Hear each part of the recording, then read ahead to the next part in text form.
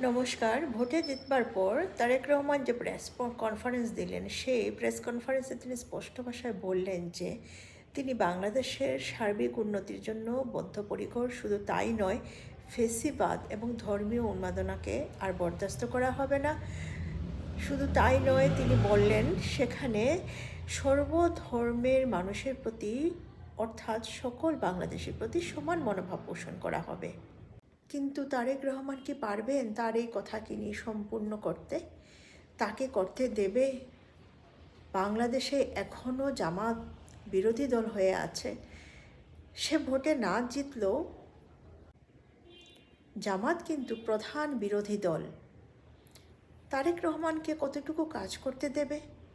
তাছাড়া বাংলাদেশ এখন প্রচণ্ডভাবে ঋণগ্রস্ত হয়ে আছে। সেই আর্থিক মন্দার মধ্যে দিয়ে দেশ চালানো, সে তো আর মুখের